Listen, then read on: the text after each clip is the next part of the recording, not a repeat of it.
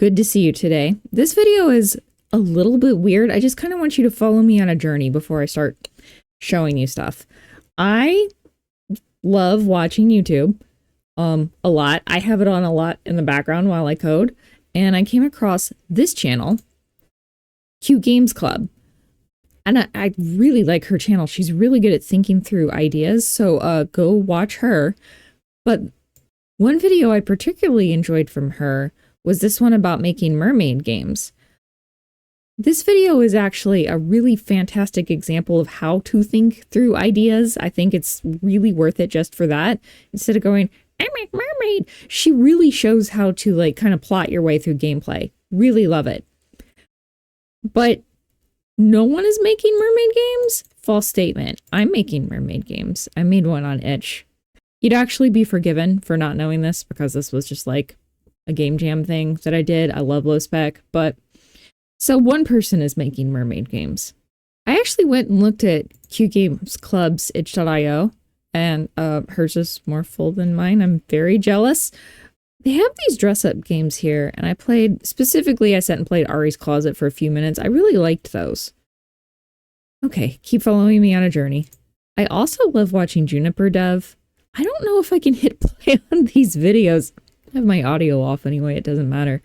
But she made a video on making tiny games, which I believe is also advice that Cute Games Club has put out somewhere on their channel, and I've heard 100 other times from 100 other people make tiny games.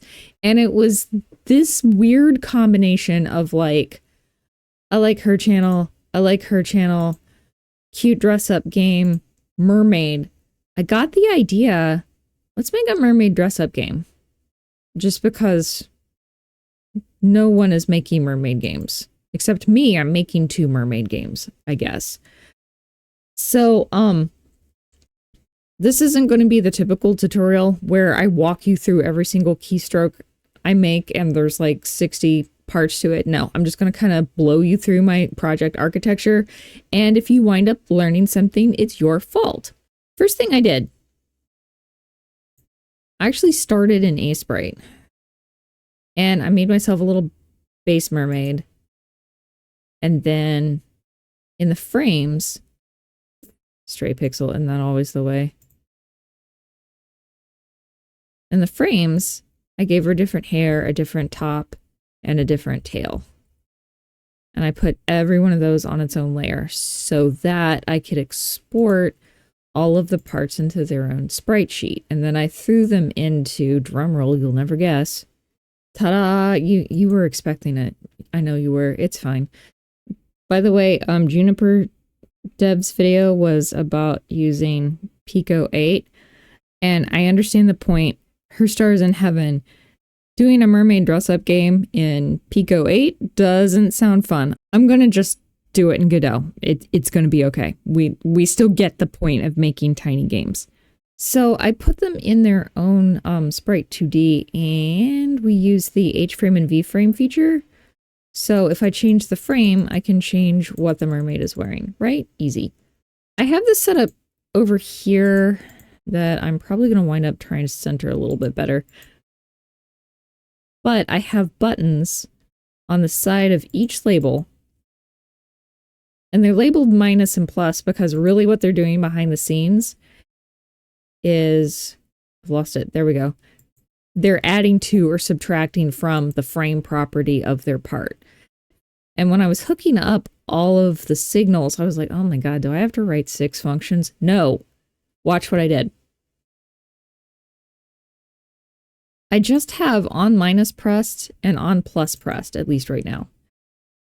And then I was like, it would make perfect sense to define every single one of those parts in an enum. And I don't know how many of you know this or not, but when you're hooking up these signals, C minus, I'm gonna come up here to node. I'm gonna edit it, but you would double click to connect the signal. I can turn on advanced and it won't send over an enum.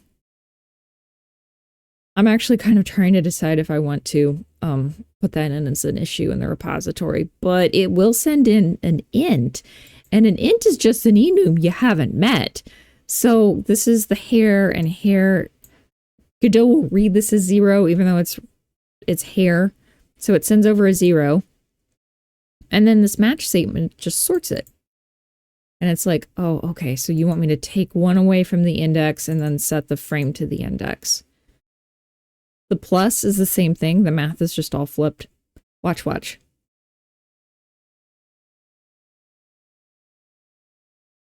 See? Now I can dress my mermaid. Okay, but we can do better. Give me a second to cook. Okay, so Godot has this brand new node. I don't even think it's new to 4. I think it's new to like 4 point whatever I'm in, 4.4. But it's called a color picker. And it's hideous because it's brand new and it's not been iterated over. And you can't... It's kind of immune to styling, so we're stuck with...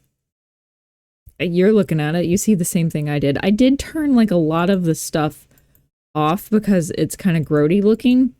And after a while of turning stuff off, that was kind of as close as I could get it to being functional and hideous. But only mildly hideous. Anyway, I made myself a button group up here to talk to the different parts of the mermaid. And I used the same trick that I showed you earlier to send out just an int up to main. Boop. Main has a brand new variable, part2color, and that's an int. Okay, and this function's really simple. If the button gets pressed, it sets part2color to part. Now the color picker, I thought this was really cool. It's got a color changed signal. Ultra useful. Hideous, but ultra useful. So anytime the user picks a color, that signal goes out. And heaven help me, I almost did this in numbers with comments, but hey, I just said I watch a lot of YouTube. I've also seen coding Jesus. So I added body. I was a good girl and did it through the enum. Part to color gets set to whatever part. It's defaulted to the hair, and it takes in the color, and it changes the self-modulate on the sprite. So self-modulate, if you've never seen that property, it's the coolest property ever. Where is it? There it is. It just changes the color. That's why I did the mermaid in black and white. So I can change the color to literally anything. Okay, let me reset all this garbage. Boop. But watch this. This works better than I deserve. You ever code something and you feel like you get away with it? That's what I feel like I've done. So I've got it set to hair.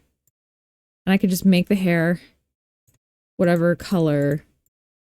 And if I'm like, oh, I love that color, but I want a different style, I just do it. I just do it. Oops, I want to change the body to... I can be anything. I can be anything. I really wanted the color picker so that the user could, like, really, really customize what was going on here. Sick.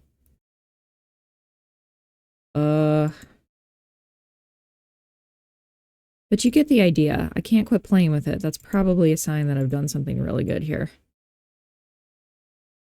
Green, green. It needs to be green. Yeah, but like dark. Yeah, alright. I got one more hot trick. Hold tight. Ta-da! So I made it fancy. This background image, you can kind of see the colors over here. I did it on my iPad, and my iPad has vastly different color temperature to my computer. And when I got it to my computer, I hated it. So I turned on the modulate. Over here, it's not visible right now because they're not playing, but I added bubbles. Let me play it so you can see. And they just kind of randomly bubble while you make your mermaid. I said they randomly bubble. Thank you. You can see it's real random. That script is super, super simple. Everybody's got a timer, the signal up. When the timer times out, it's like, hey, play it, cool, pick a new time, go off. That's all. I played with the UI some just to get it so where it wasn't all cramped up in the corner of the screen. And yeah, I did it. I made tiny game. All right, I make mermaid. I actually debated with the controls. In one way, it would make sense to where, like, if I clicked top and started changing the top around, I want that top, then I would be able to change the top's color, but then I was like, no, I kind of like having the individual control. I think the user will be bright enough to get used to it. I'm going to make it my real hair color, which by the way is dark purple. It's not my natural hair color, but it's my real hair color. All right, let's see if I can do my outro and... No, I want to do the tail color. See if I can do my outro and make a mermaid at the same time. Thank you all so much for coming along and making a mermaid with me. There are people on the internet who are way smarter than me who have talked about why making small games is important. But one thing I haven't heard mentioned is just the dopamine hit. Like, I made this in a couple of days. The hard part was an A-sprite. And now I have something that I can be like, nanner nanner boo boo, come look at my itch.io. You know what? That's a color that I would wear. I don't think I have that t-shirt color. Yeah, I braid my hair all the time. Okay, I made me, kind of. Let me make my color self, if I can.